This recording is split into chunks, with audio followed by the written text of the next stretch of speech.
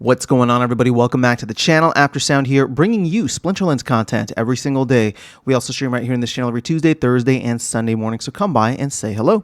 This video is also brought to you by two things. Since we don't do any sponsorships here on the channel, I'll go ahead and show them out real quick. The first is my music, which is available anywhere you stream music under the name After Sound. And the second is a new podcast I just launched called Chasing Infinity. It is myself and ChatGPT as my AI co-host, and we dive into a wide range of topics in short form videos just like these. So check it out. Links in the description below, and I appreciate the support. Okay, guys, let's jump into a topic that I actually haven't talked about in a while. I had some people reach out to me, and then somebody even asked me on a recent live stream, and I realized I hadn't done a video about it, which is the wild season permit. So I've been tracking this, somewhat loosely. Well, I mean, it's close enough. Obviously, we have a finite cumulative number that I've been using, and my cutoff might not be on the exact dates, but it shows kind of where we're at overall. And you can see over the past couple of seasons, we have actually had a drop-off, a significant drop-off. So let's go over here. If you remember, we'll start with column F.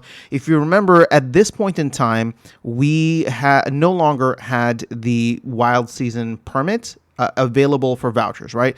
So actually, let me go to column E, and you can see that there was a massive drop off there. We expected that. I probably even talked about that in a previous video, but in the season following that, we actually went up by 2 accounts, and then, subsequently, we've gone down significantly. Now, before I jump into the numbers here on the last couple of seasons and as well as the current one, a couple things to note, right? We are still maybe not even halfway through the current season, so I think there's going to be some stragglers coming in. In fact, I just updated it this morning, and there were a couple of, I don't know how many there were exactly, but the numbers are still climbing.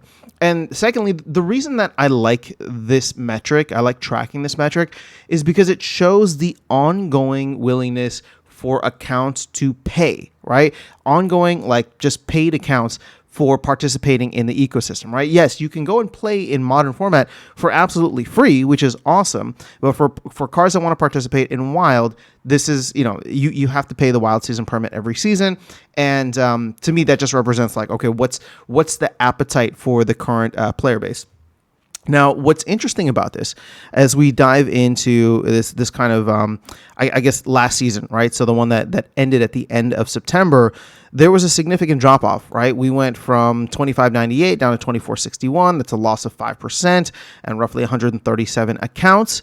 At this point in time, we are still down from that in the current season. We're only at 24.17, right? So a loss of another 44 accounts. Now, this is interesting to me because DEC has gone up in value, but so has SPS. SPS is actually it's doubled its all-time low, which was the 0.0041, which we had sometime over the summer. So the rewards in US dollar terms are actually higher in wild format, and when you consider the fact that there's less players now than there were going back to the summer, right? So the season, not season ending, but season beginning 8/15, right? All of a sudden we are down a significant amount of players. I don't know what the math is on this. Maybe 25% of the player base has been reduced and removed. Additionally, from obviously all the bots that used to play in wilds over the summer when I think we introduced it in June. The wild season permit. So the amount of SPS per win continues to rise. The value of SPS continues to rise. And we're seeing the numbers go down, which I think is interesting, right? Because it does make wild that much more, I don't want to say competitive, but like the value that you get from wild is actually significantly higher. Now, again, the requirements are significantly higher too, right? In order to be competitive, you need to have probably a wider range of cards, although I'd say still, you can get away with like a max level Chaos Legion deck, which is, a couple $100, and you don't even need all the cards, and you'll still be competitive. That being said, I have heard from other folks that it is getting a little bit tougher to rise the ranks in wild, and that makes sense, right? Because we don't have all those low-level bots that are coming in and playing. It's no longer profitable for them. So Wild is starting to get as competitive too.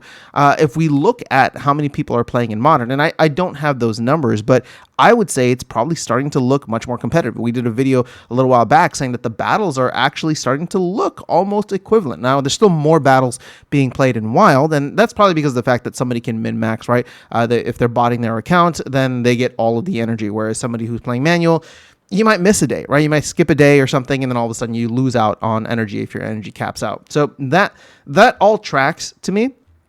But it's still fascinating to see the numbers start to dwindle down as the value of the ecosystem has actually been on the rise over the past couple of weeks. So I don't know where things go from here. I'm not trying to make a prediction. I am saying, though, that at this point in time, it's become a little bit more valuable to play in Wild, especially if you have the cards, the SPS stake, and the skill set, or a bot to do it.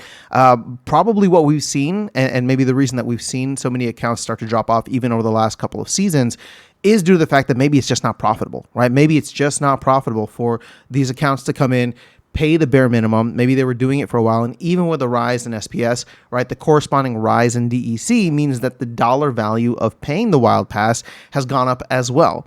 So again, if you're just min-maxing and trying to do the bare minimum to break even or to come out ahead, you're not going to get as far, right? And it makes sense that we've seen this decline. Now, I would expect that trend to reverse at some point. And again, before I get called out for copium, I'm not trying to say like, okay, all of a sudden we're going to shoot to the moon with a bunch of new players coming in. But as SPS starts to, or continues, I should say, its rise, right? And again, that's not necessarily going to happen anytime soon. I think a lot of the SPS price action has been speculative at best, right? It's not driven by the flywheel. It's not driven by additional utility. But as we get closer to the flywheel activating with DEC, getting burned, and when I say that, I'm talking about over the next 6 months. I'm not talking about over like the next 6 weeks. I'm talking about the next 6 months when we get closer to the launch of the next core set, which would be Conclave Arcana. I would imagine that as we start to burn through a lot of that excess DEC or lock it back up in the DAO, keep in mind the team's going to release another 600 million into the wild soon. I shouldn't say wild, that'll confuse people. The team is going to get another 600 million out of the DAO, and they'll be releasing it into the ecosystem for the Conclave Arcana set. So at this point in time, I can see, I don't know how low it goes. I can see this current season potentially getting close, if not passing where we were last season. But maybe this is a new low. Maybe it isn't. Maybe we continue to bleed players out in wild format. But at some point, it's going to be much more incentivized to play in wild than in modern if we continue at this pace. It's cheaper to play in modern, considering the cards that you need in order to be semi-competitive. But the other element is that you do have to pay the wild season permit as well as have a higher SPS stake. So again, there's the balance here. And I would say that one thing that always impresses me about the Splinterlands ecosystem and the game economy is that it's very efficient. So people will find their way to, the min-max, the ROI. But at this point in time, that's kind of where we're at. Again, we're only halfway through this season that began on October 14th. So I fully expect us to get close to this number. I don't think the drop-off is going to be as dramatic as 44 accounts. Again, we see accounts coming in online all the way through until the end of the season, even on like the last couple of days. So I can imagine that we're probably going to stay somewhat flat this season, and then we'll have to wait and see how things play out in November. But that is all I have for you guys in this video. Let me know your thoughts in the comments below. Otherwise, I'll catch you all in the next one and see you around the game. Take care.